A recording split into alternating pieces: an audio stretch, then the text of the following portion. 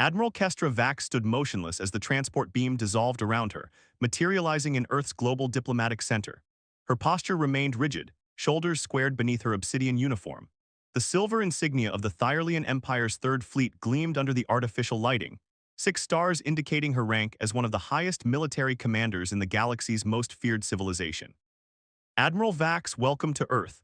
A human male stepped forward, extending his hand in what intelligence briefings had identified as a customary greeting. I'm Captain Elias Durant, assigned as your liaison during these negotiations. Kestra observed him with clinical detachment. Dark hair, tan skin, approximately 1.85 meters in height. His physical attributes were unremarkable by Thyrlian standards, but his eyes, an unusual shade of green, studied her with an intensity that registered as curious, not fearful as most species were when encountering Thyrlians. The greeting ritual is unnecessary, Captain Durant. I am here to discuss resource allocation and territorial boundaries, not to engage in social formalities. She watched his expression shift microscopically, a slight tightening around the eyes that indicated surprise or perhaps disappointment.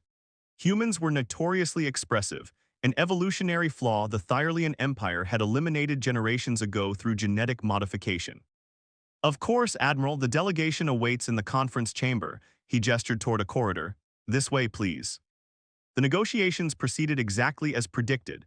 The humans displayed emotional reasoning, citing concerns about cultural preservation and ecological impact when discussing the Empire's request for mining rights in their solar system. Such inefficient thinking was why the Thyrlian Empire had expanded across 17 star systems, while Earth remained confined to its single planet and sparse lunar outposts. These terms are non-negotiable, Kestra stated, her voice modulated to the precise tone that psychological profiles indicated would create maximum discomfort in human listeners. The Empire requires access to your asteroid belt's rare mineral deposits. In exchange, we offer technical assistance that would advance your civilization by approximately 147 Earth years. The human delegation exchanged glances, another inefficient communication method that Thyrlians had evolved beyond. Only Durant maintained eye contact with her, his expression unreadable. Perhaps we should recess for an hour, he suggested, standing. Sometimes a brief pause can provide perspective. The other humans quickly agreed, filing out of the room with obvious relief. Kestra remained seated, analyzing the strategic implications of this delay. Durant didn't follow his colleagues. Instead, he approached her side of the table, setting down a small plate containing a golden-brown square object. What is this? Kestra asked, eyeing the unknown substance with suspicion. Honey cake, a traditional offering when welcoming guests to important discussions. His lips curved slightly, a custom dating back centuries in certain Earth cultures. Kestra narrowed her eyes. Thyrlians do not require such sustenance during negotiation periods. It's not about sustenance, Admiral, it's a gesture of goodwill. Diplomatic protocol dictated that refusing such gestures could undermine negotiation positions. With calculated precision, Kestra lifted the small square and placed it in her mouth, expecting to simply process and swallow the fuel as she did with all nutritional matter. She wasn't prepared for what happened next. The sensation hit her neural pathways like a quantum shock, sweet, complex, warm. Her eyes widened, pupils dilating as her brain frantically attempted to categorize the signals flooding her system. What is this delicious thing, human? She gasped, the carefully modulated control of her voice fracturing. Durant's expression shifted to genuine surprise. It's just honey cake, do you like it? Like, the word felt foreign on her tongue. Thyrlians did not like or dislike, they assessed utility and efficiency. Yet the cake had triggered something primal, something that bypassed her training and genetic conditioning. I require more information about this. Sensation, she demanded, struggling to maintain her composure as her entire worldview shifted beneath her feet. For the first time in her 87 years of life, Admiral Kestra Vax of the Thyrlian Empire experienced something completely unexpected. And for a species built on absolute control, the unexpected was the most dangerous thing of all. Admiral Vax, your vital signs indicate elevated neural activity. Should I summon medical assistance? Lieutenant Morix's voice crackled through Kestra's communicator, concern evident despite the Thyrlian's typically flat tone. Negative, Kestra responded, disconnecting the comm link with uncharacteristic haste. 3 days had passed since the honey cake incident. 3 days of secret meetings with Captain Durant, each introducing new culinary experiences that had systematically dismantled her understanding of existence. Her current location, A small establishment Durant called a cafe represented another breach of protocol. "You're sure we won't be observed here?" she asked, eyes darting to the entrance. Elias smiled, pushing a steaming cup toward her. "This place is off the diplomatic grid. Try this, it's called hot chocolate." Kestra lifted the cup cautiously. The aroma alone triggered a cascade of signals her brain struggled to categorize. The liquid touched her lips, and she closed her eyes involuntarily as warmth, sweetness, and complexity erupted across her consciousness. "The Empire teaches that pleasure is inefficiency," she whispered, opening her eyes to find Elias watching her intently. "That sensory indulgence leads to systemic breakdown." "And what do you think now?" She considered the question with unprecedented honesty. "I think there is data I was not given." Elias nodded, something like understanding crossing his features. "There's a theory among our xenobiologists. They believe Thyralians once had taste receptors, but they were genetically suppressed during your species' military evolution." Kestra's fingers tightened around the cup. "Explain." "Taste and pleasure are connected to emotion, emotion to empathy, if you want to build the perfect warrior culture. You eliminate the capacity for pleasure," she finished, the implication striking her with uncomfortable clarity. Their conversation was interrupted by a subtle vibration from her neural implant, an encrypted message from Thyralian High Command requesting progress reports. The timing was not coincidental. "I must return to my quarters," she announced, standing abruptly. Elias reached across the table, his fingers brushing hers, the first intentional physical contact she'd experienced outside of combat training. The sensation sent an alarming pulse through her system. "Tomorrow," he said, "there's something called music I'd like to show you." That night, as Kestra prepared her report, she paused before the recording device. Protocol demanded complete transparency. Logic dictated reporting these new experiences for analysis by Imperial scientists. Instead, she found herself fabricating conventional diplomatic updates, omitting any mention of honey cake, hot chocolate, or the strange warmth that lingered where Elias' fingers had touched hers. For the first time in her life, Admiral Kestra Vax lied to the Empire. "This is completely unnecessary for diplomatic relations," Kestra insisted, even as she followed Elias into the concert hall. "Maybe, but it's necessary for understanding humans," he countered, leading her to seats near the front of the auditorium. The past 2 weeks had introduced her to Earth's visual arts, its natural landscapes, the sensation of rain on skin and sunlight on closed eyelids. Each experience had chipped away at her conditioning, creating hairline fractures in the perfect Thyralian discipline she'd embodied since birth. "Your superiors have noticed our excursions," she said quietly as they sat. "They've asked questions." Elias' expression tightened. "And yours haven't. The Thyralian monitoring vessel in orbit has been scanning our movements." Before she could respond, the lights dimmed. From the stage emerged 4 humans with stringed instruments. When they began to play, Kestra's world transformed again. The music moved through her like a physical force, each note resonating with something long dormant in her neural architecture. Halfway through the performance, she realized her face was wet. Reaching up in confusion, she touched the moisture on her cheeks. "Tears," Elias whispered, gently capturing one on his fingertip. Emotional response. "Impossible," she breathed. "Thyralians don't produce tears." But the evidence glistened on his fingertip, irrefutable.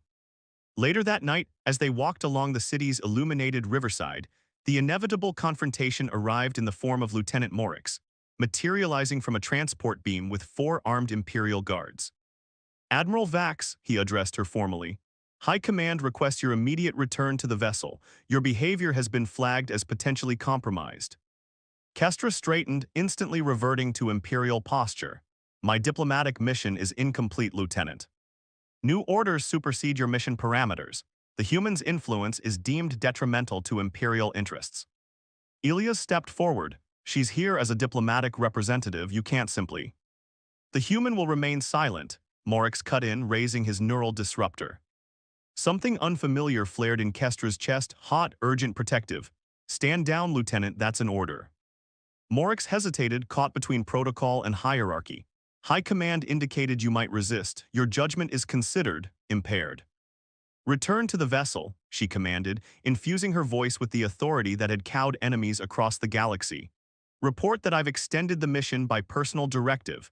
Further interference will constitute insubordination." After a tense moment, Morix lowered his weapon and signaled his guards to retreat.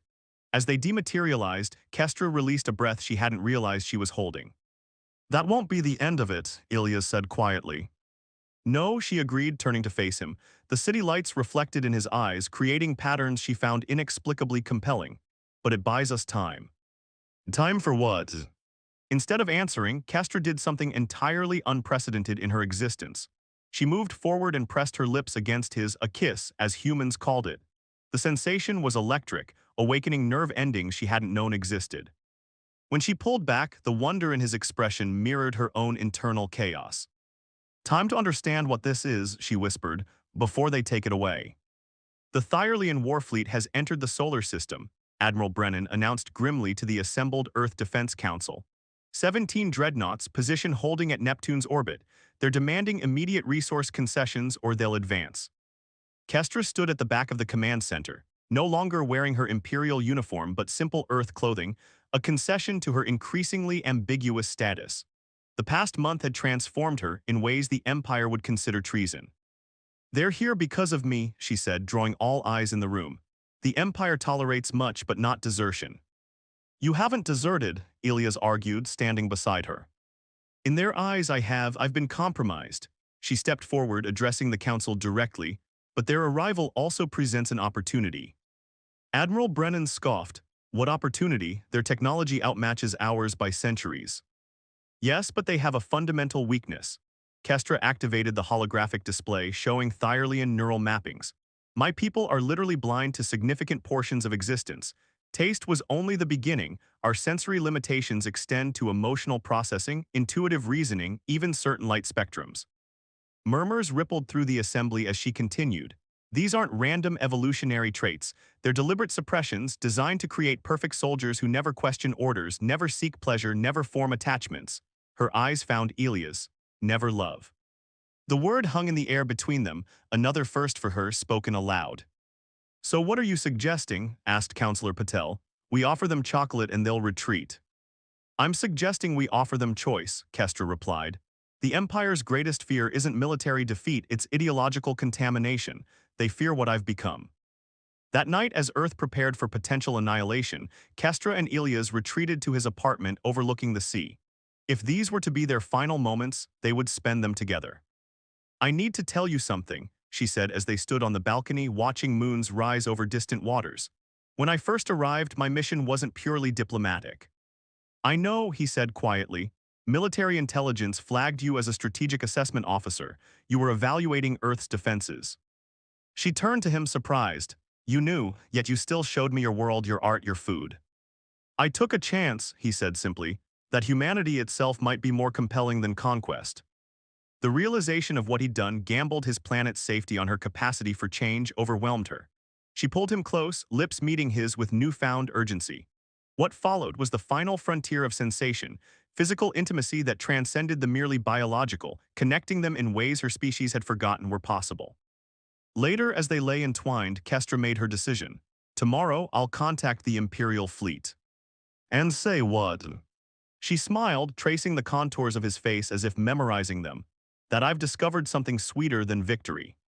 The Imperial dreadnought's command deck fell silent as Kestra materialized, still dressed in Earth clothing. Supreme Commander Tholis, her former mentor, regarded her with clinical detachment. "Admiral Vax, your appearance confirms our concerns about contamination." "Not contamination, Tholis, evolution," she stood tall, unashamed. "I've come to propose terms." "The Empire does not negotiate with compromised assets." "Then consider me a diplomatic representative of Earth," she countered. "And consider this." She activated a small device, projecting images throughout the bridge, Earth's oceans at sunset, children laughing, art in countless forms, tables laden with food. "You've sent me to 17 worlds as your conqueror," she said, moving among the increasingly unsettled Thyrlian officers. "But only here did I discover what we've sacrificed for dominance." Tholis signaled guards to approach. "This emotional display changes nothing. Earth will submit or be destroyed." "Will it?" Kestra challenged. "Your own scans show their defenses are rudimentary, yet you hesitate. Why?"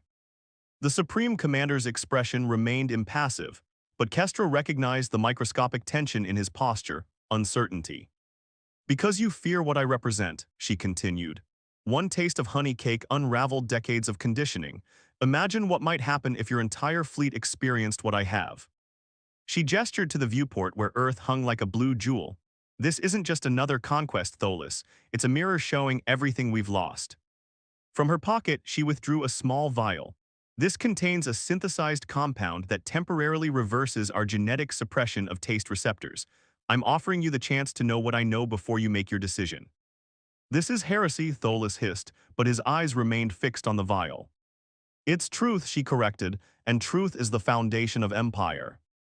Hours later, Kestra stood beside Elias as the Earth Defense Council received the Thyrlian transmission. Supreme Commander Tholis appeared on screen, his typically rigid posture subtly altered. The Empire has reconsidered its position, he announced. We propose a new alliance structure, cultural exchange rather than resource extraction. Admiral Vax will remain as permanent liaison, facilitating what we now recognize as valuable sensory research. After the transmission ended, disbelieving celebration erupted throughout the command center. Elias turned to Kestra, wonder evident in his expression. What exactly did you do up there? She smiled, the expression no longer foreign to her face. I introduced the Supreme Command to Chocolate Soufflé. 6 months later, the first Thyrlian Cultural Exchange Center opened in Geneva. Kestra stood at the entrance, watching as curious humans mingled with equally curious Thyrlians. In one corner, imperial scientists sampled Earth cuisines with expressions of astonishment. In another, human musicians demonstrated instruments to enraptured Thyrlian listeners. Having second thoughts, Elias asked, slipping his hand into hers. Their relationship had become something of a symbol, the warrior who learned to love, the diplomat who risked everything on a piece of cake. No, she replied, squeezing his fingers, but I am having a rather non-regulation emotion. Which is? She turned to him, eyes bright with unshed tears, no longer a sign of weakness but of connection. Hope. As they walked through the center, Kestra reflected on the journey that had brought her here. From ruthless conqueror to cultural ambassador, from emotionless warrior to woman in love. All because one human had the courage to offer her a taste of something sweet. And as a young Thyrlian officer approached with undisguised curiosity about the musical instruments, Kestra realized the most revolutionary discovery wasn't flavor after all. It was choice.